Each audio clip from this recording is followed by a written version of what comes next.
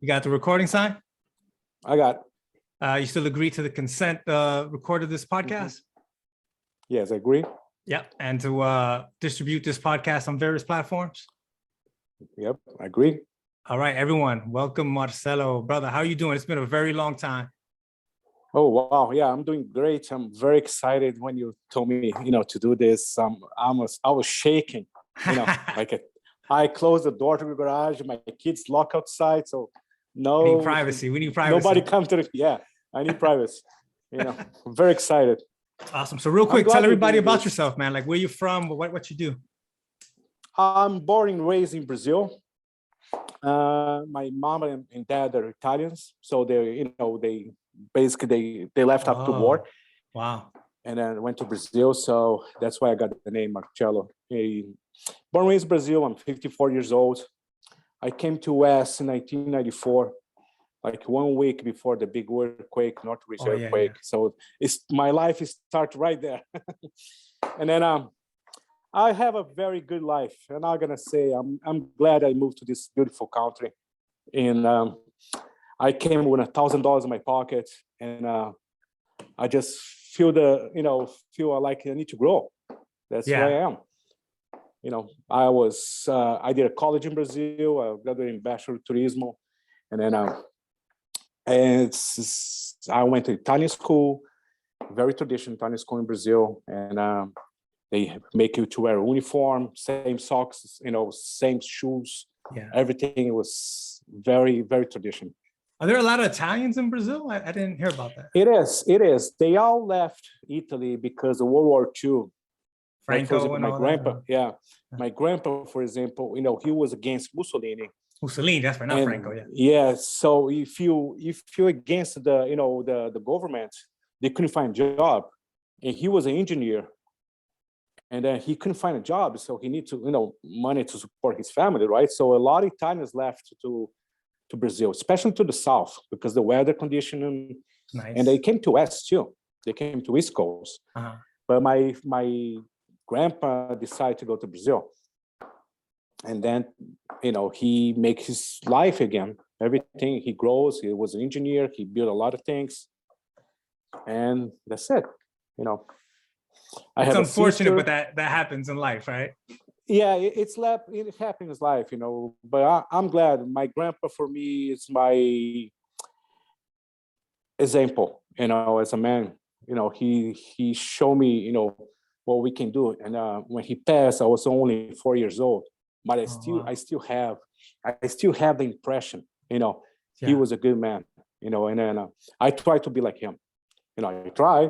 Yeah. Everybody has a little, things, but I really try to get his example. As an immigrant, he just grow, and just be honest. Be honest to everybody, loyal. That's my goal. Wow. That's who I am.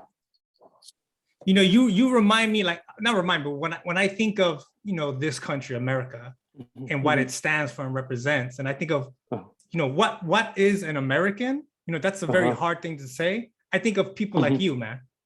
That's what I think of. People who come here with that desire to be here, exactly, to fulfill that American dream. You know what I mean? Like, that's what an American is, man. It is. I honestly be true. I tried to come before that in 1985. When I used to do Kung Fu in Brazil, I had a teacher, and he moved to San Francisco. And I decided I just want to, go to America because, and the way I am, I like things very straight, by the book. So for me in Brazil, it's kind of hard to live like that. What do you mean? Honestly, what do you mean? For example, let's say I'll make it work for you. I'll do something. I'll work for you, right? And you came in, listen, Marcelo, I cannot pay you in 30 days, something like that.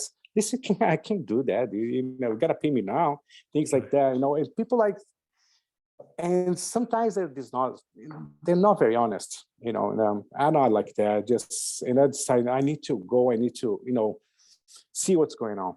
Yeah. So I tried to come in 1985. Didn't work that well. And I spent like 15 days in San Francisco, and I tried to find a job. I was an immigrant. I was by myself. My teacher, I think, he didn't help me at all. So I was totally lost. Wow. So I decided, you know what, before I lose all my money, let me go back to Brazil. But I didn't want to stay in Brazil. I want to travel, right? So I came back to Brazil. My mom was happy, of course, right? She was very happy. And then I told her, listen, Mom, don't be so happy because I bought tickets to go to Italy. I'm going to live in Italy. She was like, right? And then I lived in Italy for 2 years with my family. I have a bunch of relatives over there. You know, I make contacts. You know, we still talk a lot. I have an aunt over there. She loved me. You know, we always talk on WhatsApp. And then Awesome. I try to make a good impression, and you know, because I like to treat people with respect. That's the way I am. But then I lived for 2 years in Italy. And then my family was like, Marcello, you know, you need to think you got to do something in your life. Then everybody was kind of closing the door for me a little bit, not in the rude way, but just want to, you know, they want to tell me, listen, you need to find out, you know, what you want to do in your life. Right. And an Italian tradition, you know, for a son or a daughter, they need to go to college, things like that, get a professional. It's important for the culture. Right. Right. And then I didn't have that. I didn't have that in my background yet. So my uncle, he told me, listen, I would love to support, I love to, you know, but you need to find something you like. Okay. Right. And I was kind of, in the beginning, I was kind of, oh my gosh, they're kicking me out. Right. But not, they told me, they opened the door for me. They opened my head. Listen, you know, it's time to move on. So I went back to Brazil. Yeah, I gotta do something. So I went back to Brazil. My mom, of course, was happy, etc. And then I decided to finish my college. I spent like 3 more years doing the college, and I did it. You know, I did it. So after that, I feel like, you know, something came out for me. But I had a friend. He moved to Los Angeles. You know, we graduated together in the same college. And he moved to Los Angeles, and he called me like 2 months after. Hey, Marcello, listen, you want to come? You know, I can find a job for you. Yeah, why not? Right? So I bought a ticket to Los Angeles, you know, and that day, my mom was like, oh my gosh, you're going to the town, earthquakes, you know, it's not safe, etc. You know, she was like freaking out. Yeah. I said, Mom, don't worry, you know, earthquake, you know, it's happened like once in a while. Right? It was right before the earthquake. And then my friend told me like this, you know, I booked a flight to Brazil to Los Angeles, straight flight. When I arrived, it was 7 o'clock in the morning.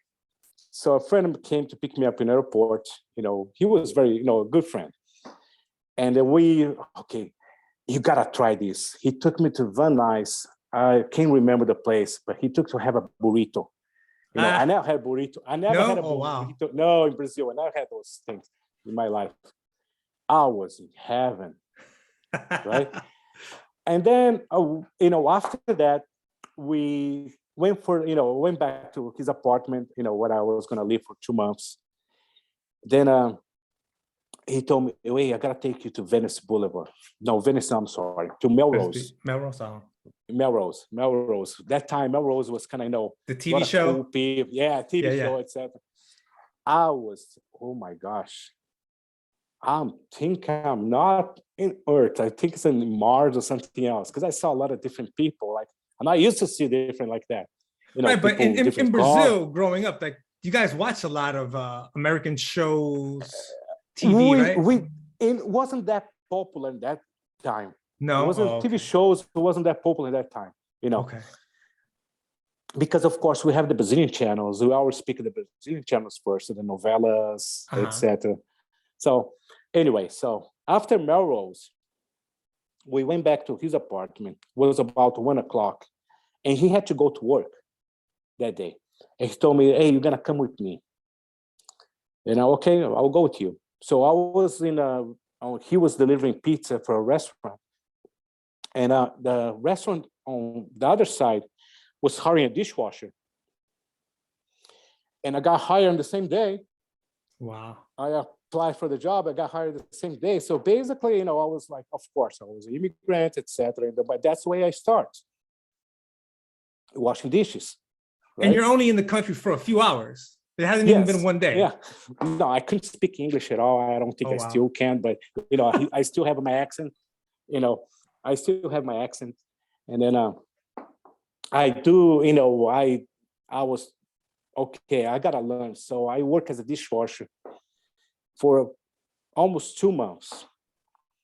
And then the chef, he was, a good guy, big dude, etc. And then I found out I was doing jiu-jitsu. He always challenged me because he was doing karate at that time.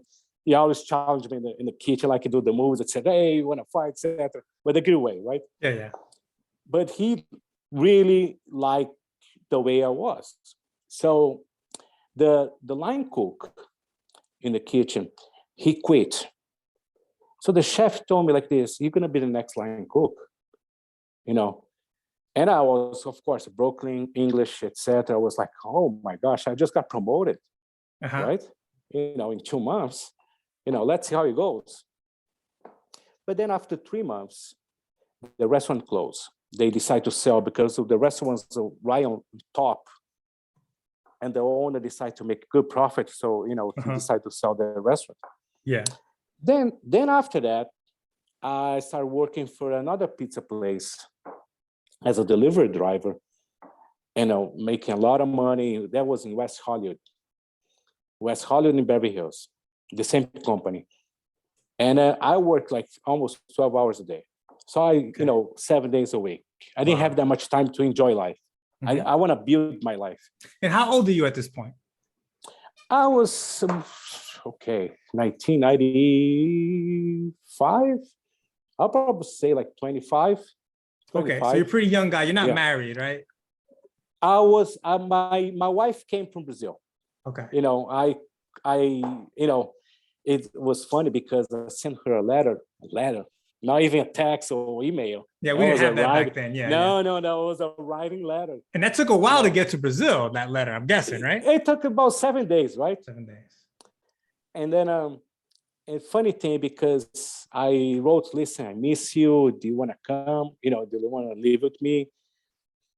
And one day I called her, and she answered. We were talking on the phone. That was very touched because that time we were talking on the phone, Ayrton Senna, the famous Formula One racer, died that time. It was right when I was talking on the phone with her. And she was like, oh, Marcello, Ayrton Senna just died. And I was in shock, And all Brazil stopped. Okay. That day, Brazil stopped. So, and then after that, she told me she was going to come, right? And she came. We decided to live the life together. So when she came, we rented a little apartment in Hollywood. She would start working as a housekeeper. And then I was delivering pizza, and we just built the life. We both hard workers. And that's how my life starts, doing things right. So after that, I started doing caterings from this company. So you learned to cook. Someone showed you how to cook. Exactly. Well, I had that touch already in Brazil. Okay. Because I watched my grandma, cooking. So I was in the kitchen sometimes. Right. But not professionally. Not just, I can survive, for example. But then I started doing a lot of caterings, in cooking for this restaurant. And then it's so funny because my first catering job was for the Fresh Prince of Bel-Air. Oh, let's get into that. I want to talk about, let's stop. Let's talk about that slap. What's your opinion, man? Because, you got Italian macho, you grew up in Brazil macho. What was your opinion of that situation? Well, I think like this, of course, I don't know how he probably had a meltdown that time, because we never know how people go in their mind. Something mental going on.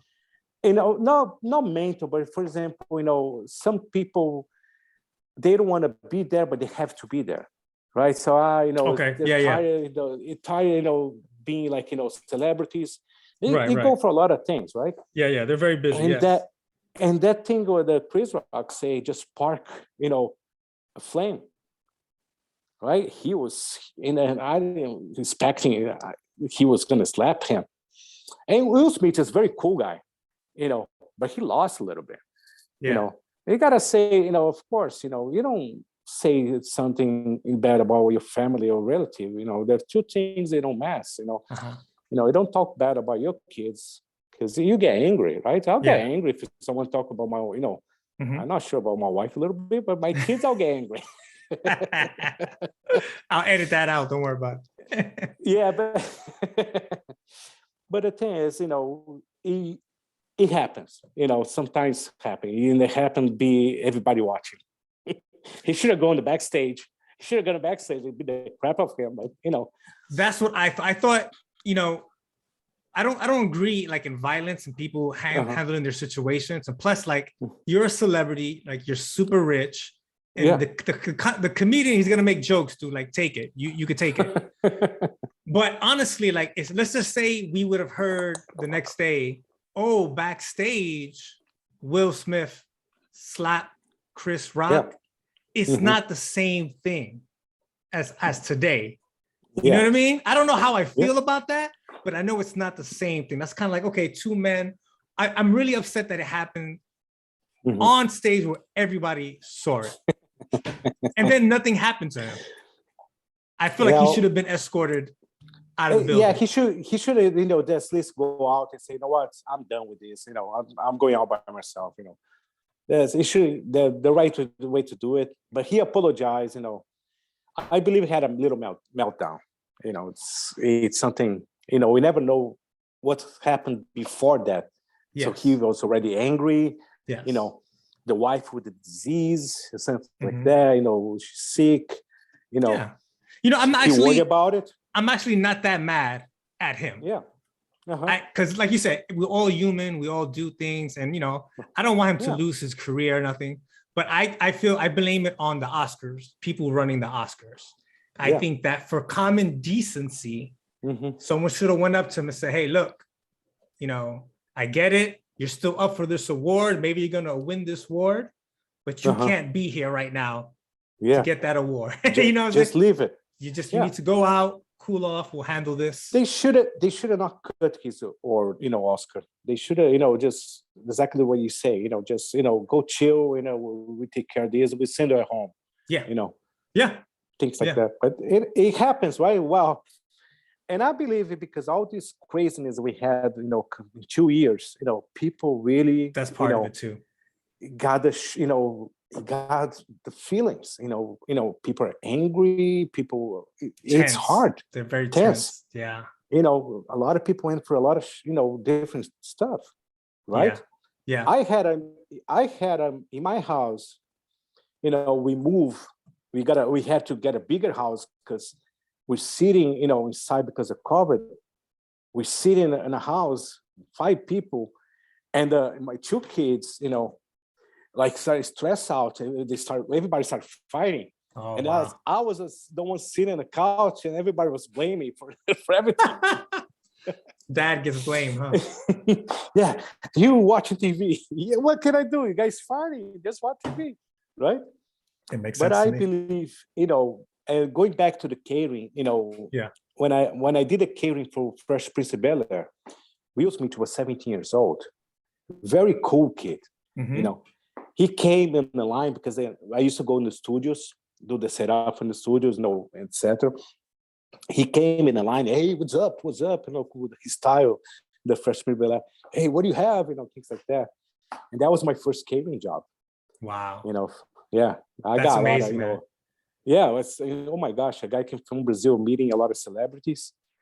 LA is a different place, man. It is. It's unbelievable how many celebrities I met in my life already. I cook for Axl Rose, for Cher, Anthony Hopkins, all these, famous people, and my first catering for the private chef, when I decided to quit the restaurant, and then I started doing private, parties, etc. I used to work for a family. And then she told me, hey, Marcelo, very nice lady. I love her. And she's a writer. And then she told me like this, we're going to have guests. Can you cook for us? Yeah. I cook Italian food because that's how I grew up, Italian tradition. Perfect. So I did everything I could for 10 people, etc. Set up the plates, everything. Then I realized the guests, the whole cast, the whole actors from The Sopranos. Oh, wow. Yes, The Sopranos, even the actor passed away. I can't remember James Gandolfini, something like that. Yeah, exactly. Amazing. Wow. I look at, oh my gosh, yes. And then I realized, they start licking the plates, and I felt so happy about that because the way I like to cook is to make you happy. If you're able to lick that plate, I'm happy. Because that's the way I grew up. In Sundays, going to my grandma's house, sitting at the table, we talk about family, etc. Of course, fights, etc. But we enjoy the food, enjoy the wine, enjoy the dessert. Company. Okay? Yeah. That was kind of every Sunday. My grandma was kind of, it's mandatory. She was a general. My grandma was a general in the house, so everybody got to listen to her. That's awesome, man. We're missing that in our communities and our culture today. We're missing that, man. Exactly. I try to do that, but it's hard because we have a busy life with kids. We drive a lot during the week. Yeah. We're just gonna go back home. Believe it or not, when I'm home, I don't cook for myself. Sometimes I make it like a hot dog, noodles. That's it. I eat it totally wrong. Yeah. But I make people happy. That's awesome, man. So when you were young and you said your grandmother, having this tradition, because I didn't have like a every Sunday thing, but we had days that the family would get together, and I had an uncle that was like a chef. How much family? Like, are you talking about like, so you had your grandmother, there's a lot of cousins, like big family? No, it's small family. It's my grandma, my grandpa passed away already, was my grandma, my uncle, my two uncles, they're not married, and my mom, my sister and me. I'm 6. Okay. We're only 6. Okay. And then my dad wasn't present. My mom got divorced when I was young, but it was only 6. But we together, Yeah. But it was kind of, you have to go to the mass 11 o'clock, and after the mass, Catholic you walk mass. to my grandma's house because it was a short distance. You walk to my grandma's house, and we have lunch. Right. That was mandatory, Yep, that was, and I felt that make a good impression for me because he really make me feel like, oh my gosh, I miss that. Yep. I really miss that. But I get that when I go to people's house, a couple weeks ago, a friend of mine, he asked me to make a paella for him because his grandma was turning 92 years old. And he was going to propose to his girlfriend. Oh, wow. So he called me, listen, can you make a paella for me? Yeah, of course I can, of course, right? Then I got there. I make the whole dish, etc. And people were happy. I felt like, the good vibes, the good energy. And it was amazing, I didn't even charge for him. Say, listen, that's my gift for you. Oh, wow. Yeah, that's what I do, But I love to see that. I love to see people, eating. When you talk about diet, vegan, not me. Yeah. Not me. I know. My wife right now, she's doing a 21 days diet, and but it's preparing her food, etc. It's not me. I don't do that. I know. There's so much joy in food, man. I don't see why people would want to restrict. I mean, you can't just eat whatever you want. But to ignore a whole thing is like, no, man, I can't do that. No. Yep. That's crazy. It is. So you've been in this country now a lot longer than you've been. Longer than you've been in Brazil. Yeah.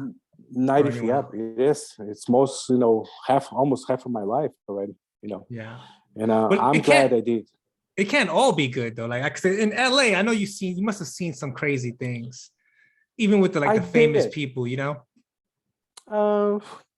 You know, I I don't think I have, I see a couple of my friends from Brazil leaving, good friends of mine, we become friends, etc. But they didn't have the same feeling I had, No. They're just here for a few years, just make some money and go back. For me Mhm. now, I just want to build a life, Of course, we all have up and downs, etc. 2009, me and my wife, we kind of split each other, we just decided to go for divorce. Then we came back, and then I don't I don't think I have bad moments. Of course, try to build a life, working hard. I miss good times with my older son because I had to work a lot, to give him good things, etc. And I miss a little bit to his childhood, Yeah. something like that. Oh. But I always try to be present, Well, I have two more kids. The youngest, my daughter's 11, and my youngest 8. I try to be there for all the time. So, but it's hard. That's good. You get stuck in the freeway for 2 hours. That's why I really don't want to go back to LA because of that. The traffic, man. Oh my God. Oh my God. Yep. And I try to stay very active, still training, Yeah, still, still doing my things, etc. But I, teaching once a week, that's, make me feel good too. So I can pass something I learned to somebody. That's made me feel good too. Yeah, I admire the dedication you have to that, to the staying in shape, exercising. I mean, you're a hard worker, you're a family guy. That's not easy. And then living in LA, there's all kinds of things going on with LA with traffic and other things. It's a tough place, I think, to live. Yeah. And as you know, I decided to enjoy the military too. Oh, that's right. So you're in the National Guard or reserves? It's reserves. We're state guards. What's that mean? We support the National Guard. Mm-hmm. We're the same page as the National Guard. Mm-hmm. We do the same thing, etc. But the thing is, we don't get paid. What? Yes. Yep. We don't get paid. We are volunteers. We have the same job as the National Guard. My base is in Los Alamitos, the 40AD. It's a National Guard base. We go there once a month. We do the drills, etc.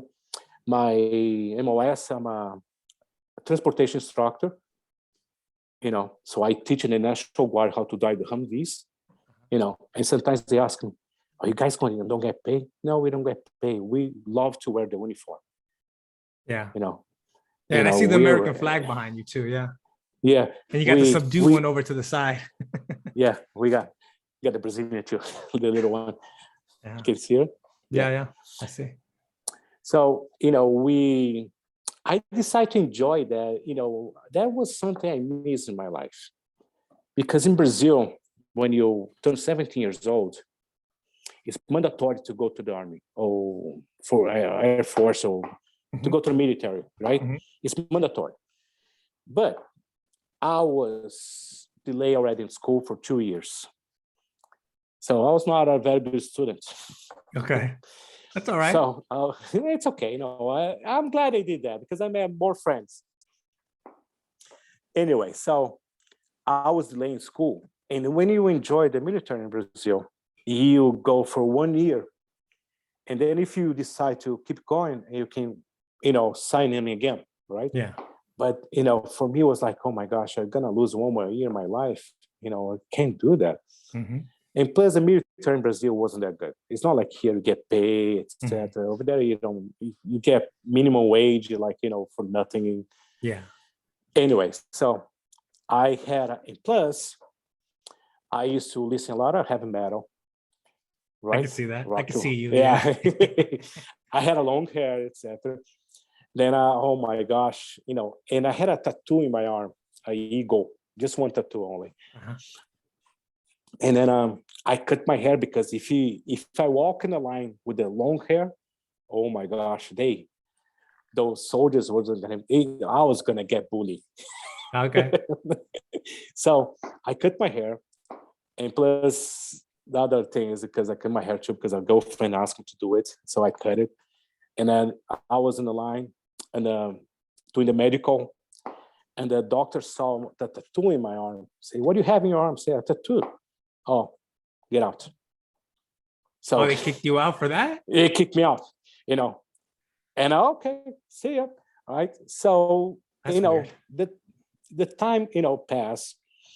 Then my older son, he decided to he always being involved with the military.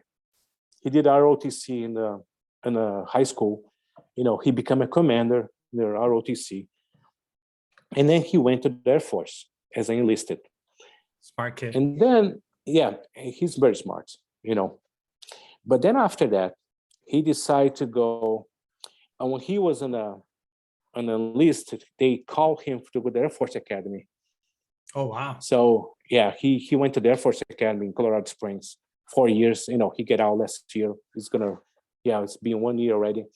He's a second lieutenant, and he's trying to go now. His job is to become a pilot, helicopter pilot. Wow. But he wants to go to special operations first.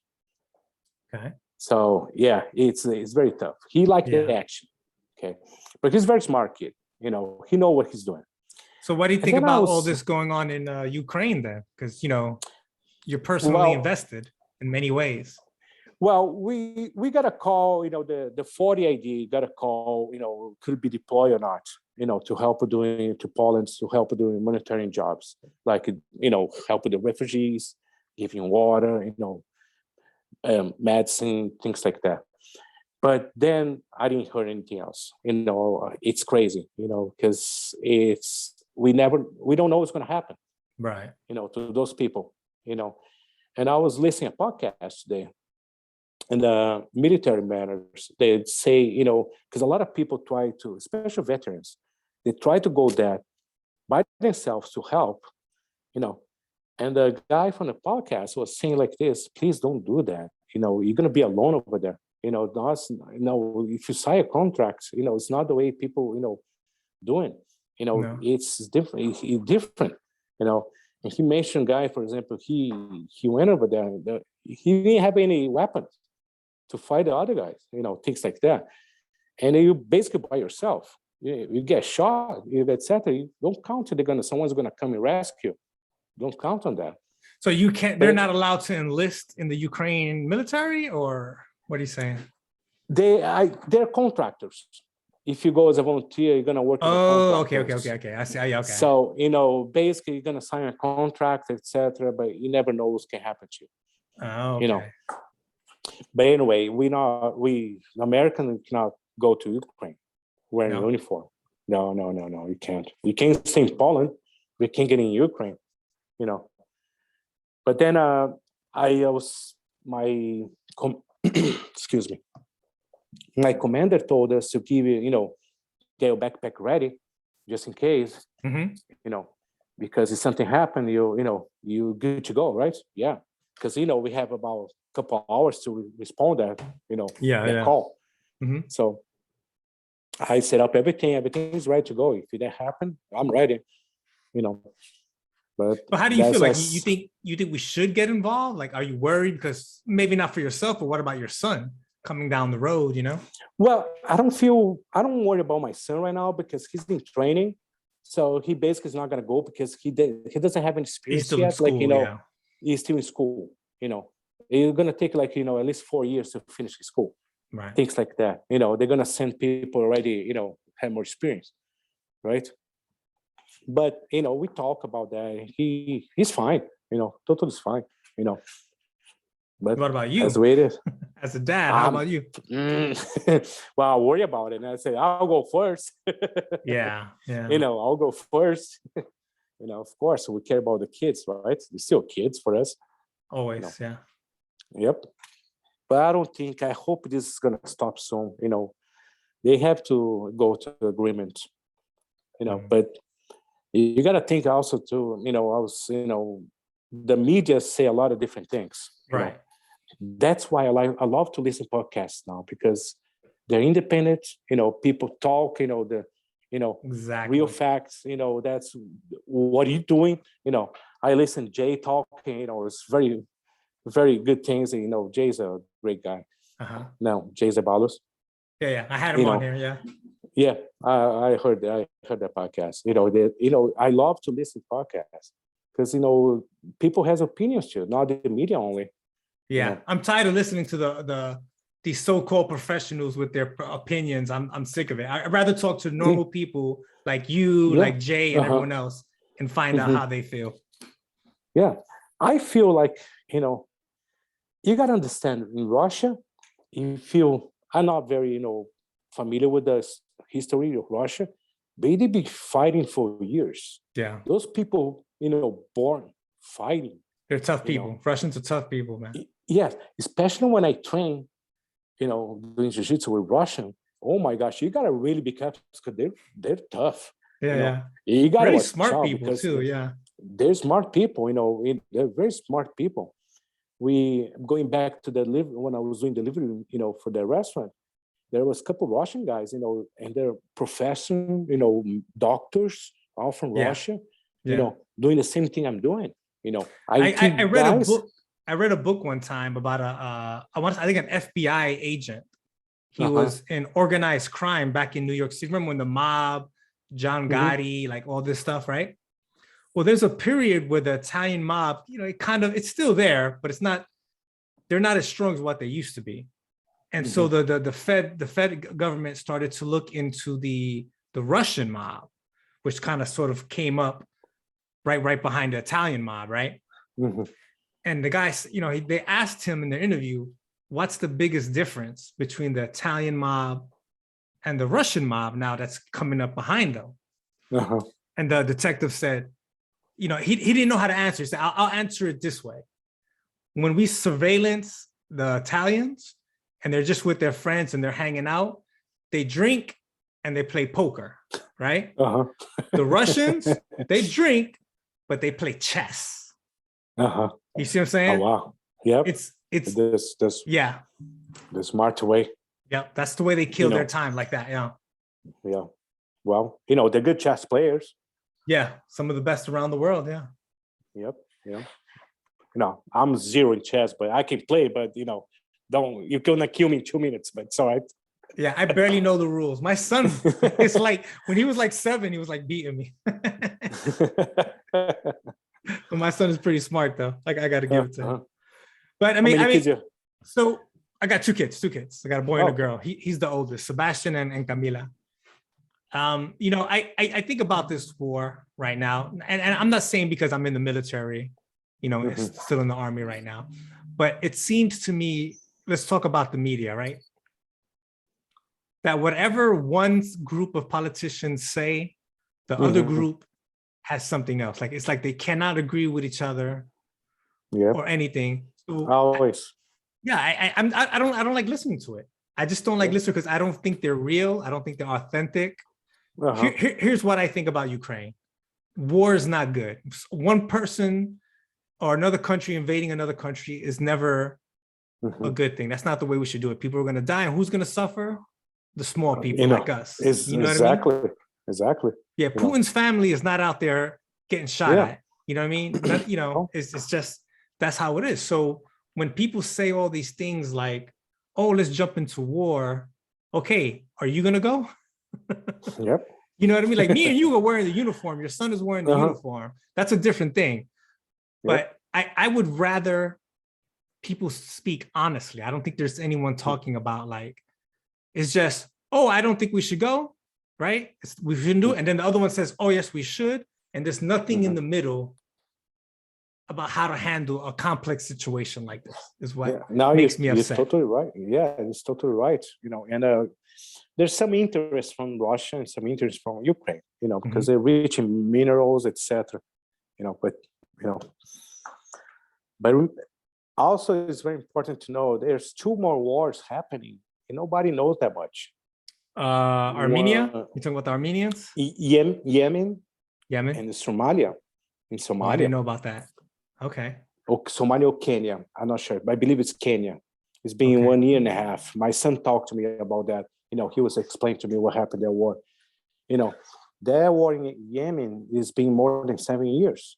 Wow. Yeah, and they had and my son was, I even know my son started talking about it. I didn't know too. And he told me, Dad, do you know they had the first ceasefire, for 2 months only after 7 years? Wow. No one Yeah. talked about And that, huh? nobody talk about this because it's not in our interest, for the yep, exactly. They don't have anything. Yep. It's like to kill each other. Yeah. Yeah, go ahead. Kill each other. We don't Yeah. care. It doesn't affect the price of anything over here. But once you That's a good thing about Brazil. Brazil never, it's very hard to Brazil go to war with somebody because we're all friends, we all like to party, yeah. You guys go want to have a good out. time. Yeah. You want to have a good time. We have bad things in the government. A lot of People corruption. exactly. We got a lot of that. That's one thing that makes me crazy too about Brazil. All this kind of we had before. It's crazy time. Inflation. Yeah. Oh my gosh, people talk about inflation here now. You don't know it's inflation. Go to the market one day, buy one gallon of milk for $2. The next day it's like $3. You don't know how inflation. Yeah, it's just like that. Yeah. But it's hard. It's hard. I don't know what's happened. Yeah, I think a lot of people don't understand Brazil. Like I don't. But like what people I think basics don't understand is how large Brazil is. Brazil is a huge country. Yep. You know what I mean? And I think the bigger, not just in size, but in population, the harder things are. We have people from everywhere. Yeah. We got in São Paulo, where I grew up, where I born, we have the biggest Japanese community after Japan. Oh, wow. Yes. Wow. There's Japan, Brazil, and Peru. And Peru, yeah, Peru. Yeah. Peru had a Japanese president, I think, years ago. Exactly. If you can see a lot of Japanese in Peru too. But we have Armenians, we have people from everywhere, Russians, Very Netherlands. diverse. They love Brazil. The weather, the people, etc. The culture from Brazil, etc. We went through a lot of good, bad times before. Yeah. But people love to go to Brazil. You guys were communists for a few years, right? I think it ended in the 70s or early 80s. We have they call the ditadura. It's from the government. You cannot go against the government. You get like Cuba, right? Yeah. You go against the government, you get beat up. Yeah. You got the military. Was the military in control? Yeah. No, I was talking to a Brazilian guy. I forgot where he was from. When I was doing jiu-jitsu, a guy that I met, and we were talking about, Helio Gracie, Carlos Gracie. These guys are considered the fathers of Brazilian jiu-jitsu, right? Yep. And then you think about when, what's the name of the Gracie guy who came to LA and started it here? The oldest brother. No, the older one. Royler.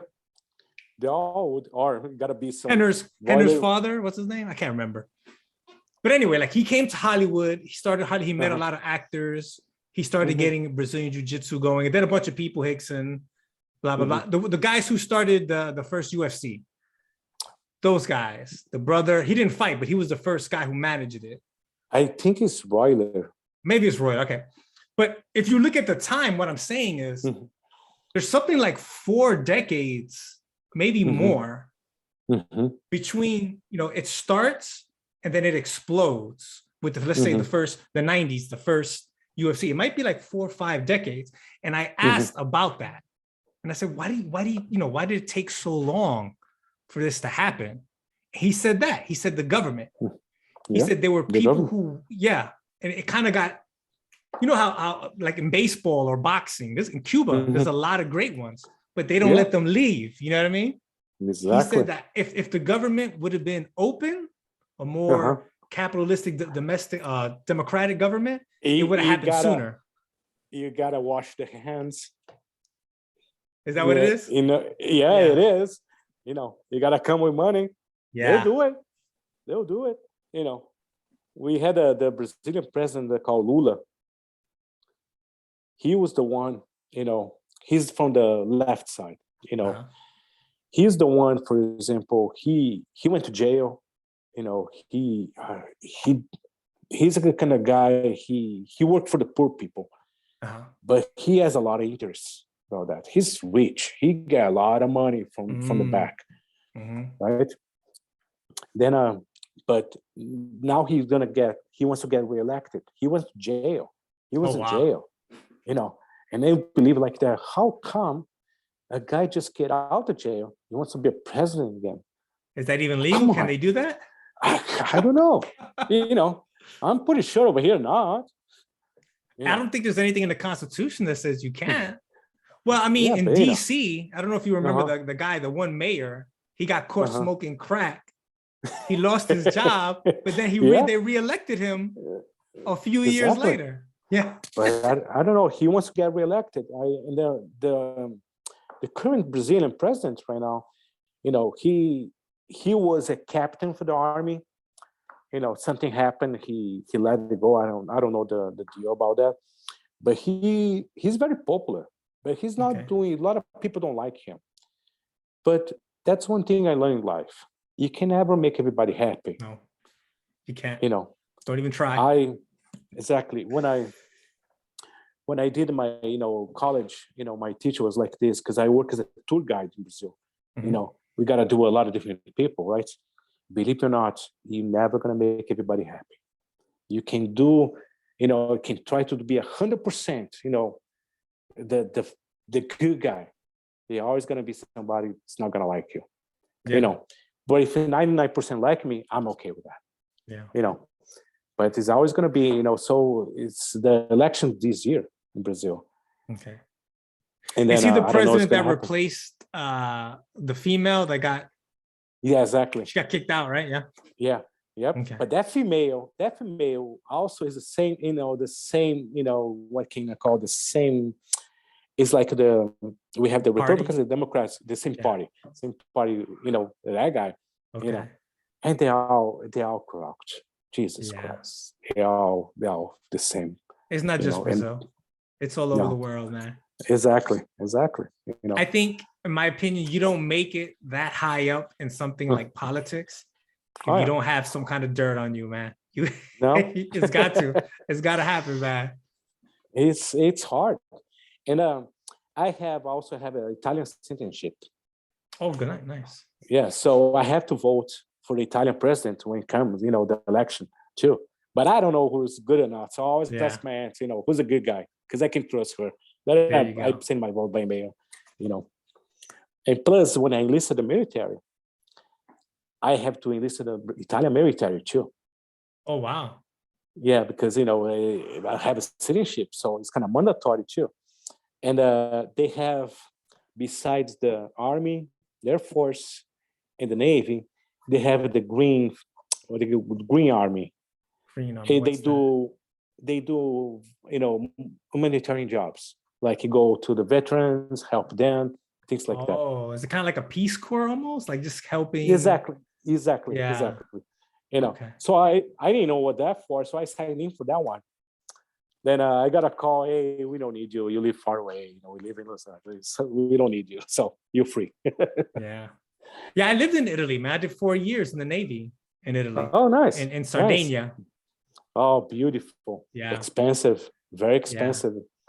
Yeah. Well, not for us, because we were living on a ship. But yeah, but everything was on the ship. You live in a ship? Yeah, in the Navy. Yeah, I was in the Navy before I switched over to the Army. Yeah.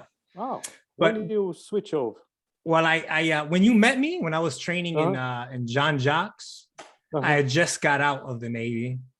Oh, wow. How many years you did? I did 14 in the Navy. Oh, wow. And then I got out for 7, and I just came back in. And I've been in for 4 years now in the Army. But the interesting thing was, talk about politics, while I was living there in Italy, one of the Italian porn stars got elected to like Congress or Senate. Donatella, that's her name. Yeah, with a big. I don't remember. It was so many years Donatella. ago. Yeah. Yep. That was funny. Remember that. That's funny. So everywhere, these politics, these things happen everywhere. You know, it's fun because I'm following a lot of veterans right now, and you know, the podcast it's I'm listening right now. It's all about military things like that. You know, because I learn a lot about leadership. Mhm. You know, and I'm learning, you know, more and more. It's very good learning, and I like it. So a lot of veterans trying to go to politics now Yeah, because you they see that a can lot, yeah. they can use the leadership for something, right? That's something, you know, they learn in the military about be a leader. They can say, listen, we're doing this, and this, you know, stop doing politics, you know, because it's not working. You gotta be a leader, right? Because politics is not a good leader. You know, we have so many guys trying to do something, they always screw up. Yeah. You know, look, But California. it's a popularity contest, which is what I don't like. It's not about do you know how to do your job. Yeah. Look, California. I know California was a beautiful place. You know, I never saw so many homeless in my life. You know, other day I took my daughter to a party in Hollywood. And I live in Canyon Country in Santa Clarita. It's a little bit in the suburbs, you know, close to Six Flags. You know, it's a nice town, etc. It doesn't have that much. I don't think we have homeless over here. Okay. But I drove to Hollywood. Oh my gosh. Yeah. Scary. You know, downtown sad. LA is bad. Sad, you know, sad because, you know, those people sometimes don't want to help. They want to live the way they do. Yes, you that's know, true. Because a lot of people try to help, they don't want it. Yeah. You know, there's a lady here in the entrance to the freeway. She's very popular in my town, in Santa Clarita. Everybody knows her. She doesn't want to help. She's staying in the beginning of the freeway, the entrance, you know, under the sun, under the rain, and she's right there. And she told me, I'm okay. You don't need your help. I'm okay. Some people drop food, some, you know, drop blankets, but she's fine, you know. Yeah. Yeah. But it's sad, you know. Yeah. It's a problem where I think, like, you know, the big problems don't have answers or don't have easy answers. And homeless is one of those things. I could say this, I think, with pretty good confidence that in our country, in America, if you're homeless, it's probably because you want to be homeless, because there's so many programs and people that help. Maybe not everyone. Some people maybe they didn't want that, because I know there's been stories, and I've come close to being almost homeless too, but it never happened. But there are programs, there are things, and you're right. Most of these people reach out to them and say, "Hey, can we help you?" And they don't. No. Yeah. But listen, you know, I was driving the other day because I take the 405, I get out on the Burbank Boulevard. You're familiar with the Balboa Park, right? That thing drives me crazy because in the two intersection, one intersection, you see a guy with a paper writing, I need help, I need any money, you know, etc., asking for help. A healthy guy, you know, stronger than me. Yeah. And on the other side, you see an immigrant selling fruits. Yep. Yeah. You know, if I'm gonna help, I'm sorry, I'm gonna help that guy because he's working. You know, I'm gonna buy his fruit. 100%. 100%. You know, I'm gonna buy his fruit because for me, you know, he's buying something. He's working. You know, he's providing something. Exactly. Not just asking for a handout. Yeah. Exactly. That fruit he got from somebody else. Somebody else plant that. You know, somewhere pack that. So he's helping. You know, more people. So I'm gonna buy that fruit. Yeah. You know, I'll end this. We'll end this podcast right here with this last thing. I'll tell you this story. When me and my wife got engaged, right? Took her to New York. Our son to New York, first time, right? Son is real young. He's like maybe 2.5 years old at this time. And, you know, we go through the city, you know, Manhattan and all this stuff like that. And she sees some homeless people asking for money. And she wants to, like, you know, oh, can we just give them a little something that we have, some change? What do you have? $1 or something?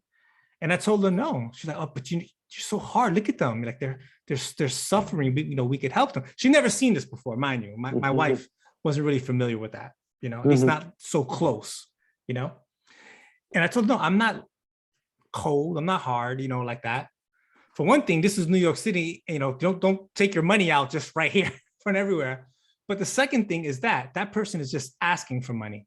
Let's keep walking, and you're gonna see someone selling fruit, or in New York, street performers.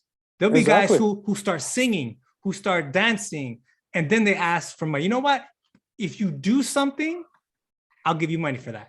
Don't just ask me for money. That happened same thing in Brazil. You know, same thing. The cool fact in 2009, I went to Bangkok for a cooking show. You know, and then I was walking the town and I met this guy, you know, American guy. We become friends, and he would explain. He was living there. He explained to me because the homeless, the king, you know, the king passed away. You know, they believe the culture for the Thai people. They believe people, you know, with bird, you know, they handicaps, etc. They believe they have bad karma. Yeah, they don't help them. They don't help. They don't help. That's they don't sad. help them. Yeah. Yeah, it is. You know, the people who help them is the monks. You know, they come with a little bowl of rice and give some food for them. You know, but they don't help. So they depend on those, you know, foreigners to give them money. Wow. It's sad because, you know, sometimes people doesn't have, you know, can walk, etc. I feel sad for those people. You know. Yeah, that's a different situation. Not for a guy who's stronger than me, you know, holding, please, I need money for food. No, I need money for drugs. Everybody knows that. Probably. Right? All right, brother. Let's end it there, man. Thank you. Thank you so much. God bless you, dude. Thanks for God bless.